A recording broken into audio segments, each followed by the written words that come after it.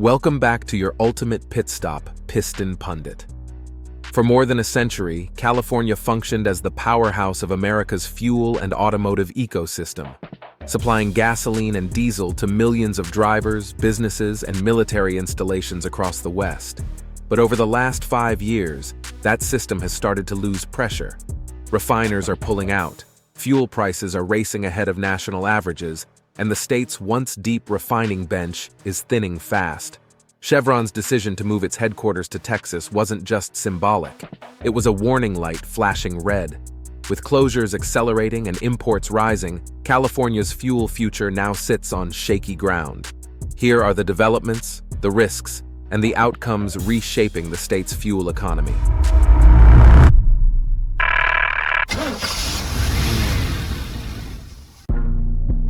Chevron's departure, a warning signal inside California's fuel system. Chevron didn't abandon California overnight. This was a slow loss of compression that built up over years. Founded in California in 1879, Chevron spent more than 140 years embedded in the state's industrial backbone. But by August 2024, the company announced it would relocate its headquarters from San Ramon to Houston, a move that sent shockwaves through both the energy sector and the automotive world that depends on it. CEO Mike Wirth was direct. California had become too expensive, too restrictive, and too unpredictable to operate in. Even with six-figure salaries, Chevron struggled to convince engineers and executives to stay, as housing shortages, cost of living pressures, and regulatory uncertainty piled up.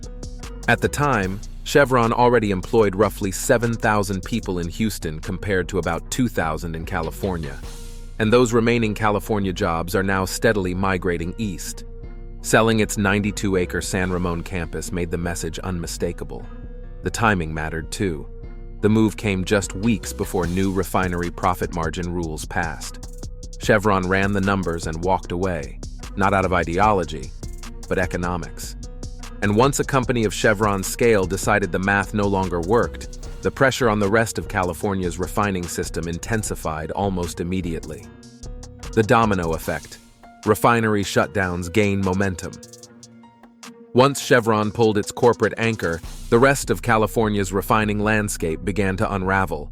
Within months, Phillips 66 announced plans to close its Wilmington refinery in Southern California by late 2025. That single facility produces about 139,000 barrels per day, roughly 8% of the state's gasoline supply. Then Valero delivered another major blow, confirming it would permanently shut down its Benicia refinery by April 2026, choosing a $1.1 billion write-down rather than operate under California's tightening regulations. That refinery alone processes around 145,000 barrels per day, erasing another 8.6% of in-state capacity. Combined, nearly 17% of California's refining output disappears in less than a year, an unprecedented contraction for a geographically isolated fuel market. Economists from USC, UC Davis, and Stanford warn the price impact could be severe.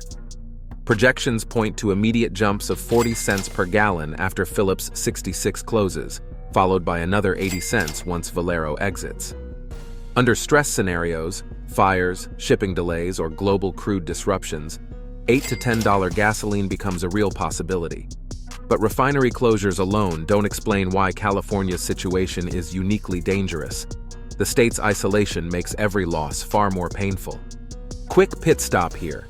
If you're getting value from this breakdown and want more clear, data-driven automotive and energy analysis, hit subscribe to Piston Pundit. It helps the channel grow and keeps you plugged in for upcoming vehicle updates and industry shifts.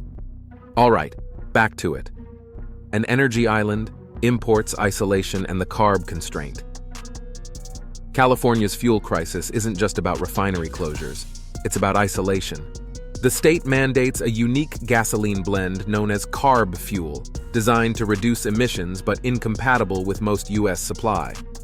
More than 90% of CARB gasoline is produced inside California, meaning when refineries shut down, replacement fuel can't simply be trucked in from Texas or Arizona.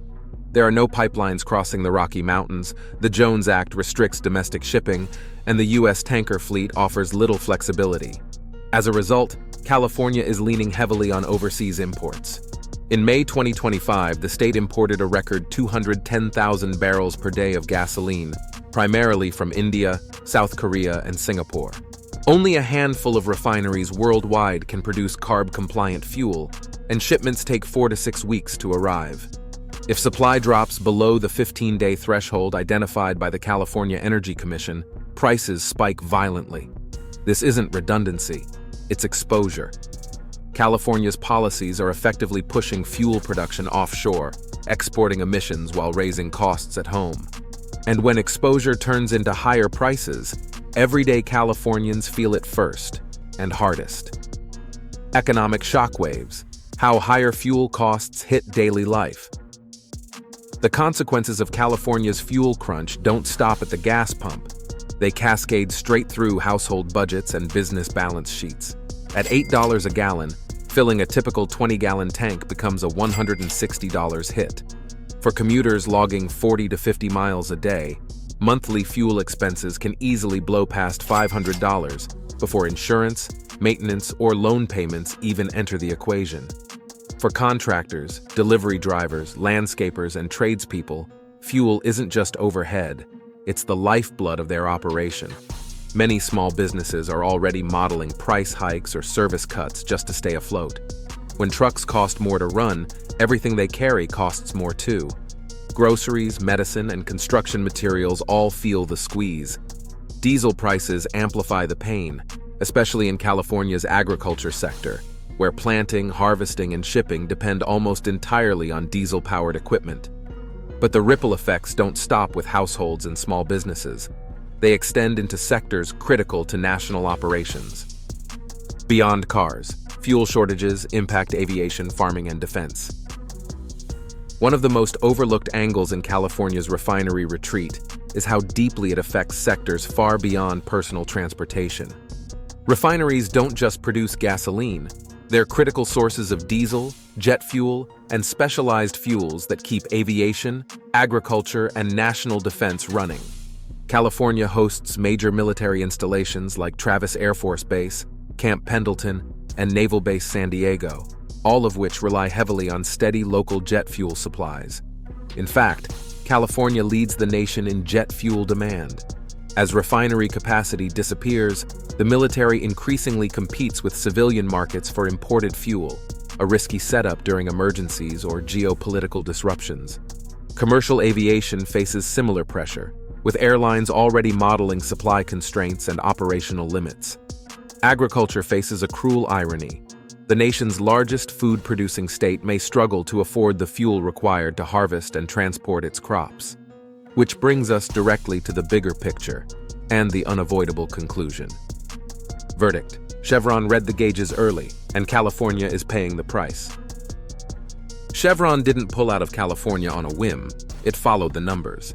Between tightening regulations, shrinking refinery capacity, and geographic isolation, the state's fuel system has become fragile at the exact moment millions of drivers, businesses, and institutions still depend on internal combustion engines. This is what happens when supply retreats faster than demand, a textbook recipe for volatility. This isn't a rejection of clean energy or innovation. It's a warning about timing, balance, and unintended consequences. When refineries close faster than alternatives scale up, prices spike, imports rise, and exposure grows. Chevron exited early. Phillips 66 and Valero are following. California now faces a hard choice: recalibrate policy to stabilize supply, or accept a future defined by higher prices and external dependence. Before we wrap up, we want to hear from you. What does this mean for drivers still relying on ICE vehicles? Can California realistically manage a smooth transition without affordable fuel in the meantime? And should other states see this as a warning sign? Share your thoughts and experiences in the comments. If you found this breakdown useful, subscribe to Piston Pundit for upcoming vehicle updates and industry insights. Thanks for watching and see you next time.